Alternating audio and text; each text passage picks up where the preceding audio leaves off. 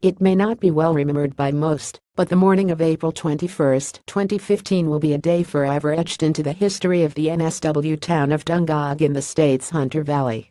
Caught in a powerful East Coast low-pressure system, it was only a matter of hours for the country town to jump from experiencing heavy rainfall to flash flooding that ultimately took the lives of 3 people and swept away 4 houses.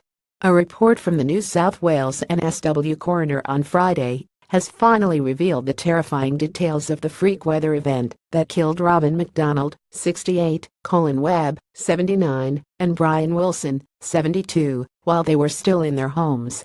Inquest hears of heroic rescues during Dungog's superstorm flood disaster. https://ndjncuedbx3pic.twitter.com/hi402zec1l The Disaster Center at Disaster Center, August 29, 2017. Striking swiftly, the floodwaters that hit Dungog were not as widespread as other disasters such as the floods that hit places like NSW's Lismore and Queensland's Rockhampton earlier this year, but they ended just as lethal, with the report highlighting how the residents became trapped in their own houses as waters from the nearby Mile Creek rapidly rose. According to the coroner, McDonald rang for SES assistance on that morning at around 5 a.m. However, it wasn't until authorities had come and gone, while also noticing significant increases in the floodwaters of up to 18 inches within 15 minutes, that her body was later found face down in the front room of her home by rural fire service and fire and rescue officers at around 9 a.m. In the report, it is also noted that the officers who found her noticed that the waterline of the rising floodwaters had managed to enter her home and had risen to within 1.5 inches of the ceiling.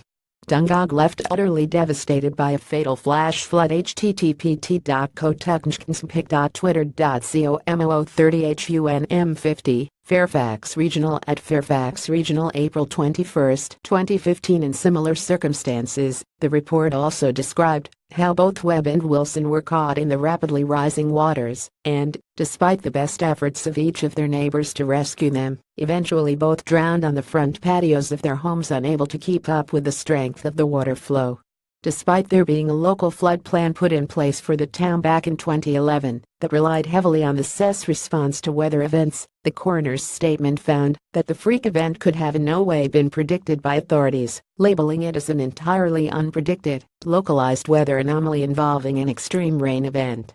The findings also reveal how the peak of the heavy rainfall fell within a 76-minute window between 5 a.m. and 6:16 a.m. on the morning of April 21, and the significant aftermath of the deluge, including the 3 deaths occurred between 6:16 a.m. and 7 a.m.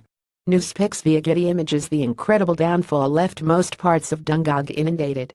There is no basis to conclude that local authorities should have given an evacuation warning or issued an evacuation order any time before about 6:16 a.m., Deputy State Coroner Teresa Sullivan said. There was nothing about the rainfall or the behavior of the weather system prior to 5 a.m. that provided any basis on which to predict the weather anomaly.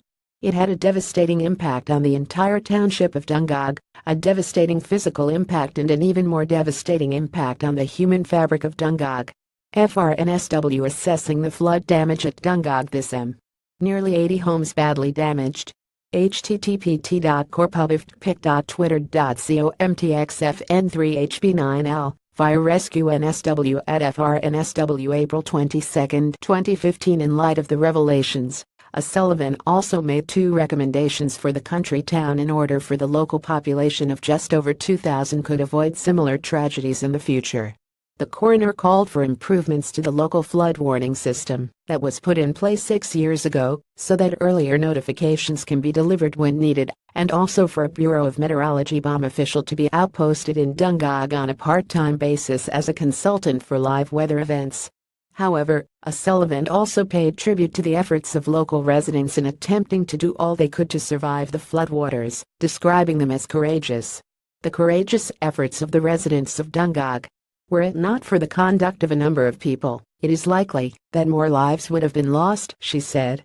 This extraordinary weather event was matched by the extraordinary conduct of the residents of Dungog. In many cases their conduct was nothing short of heroic. Suggest a correction.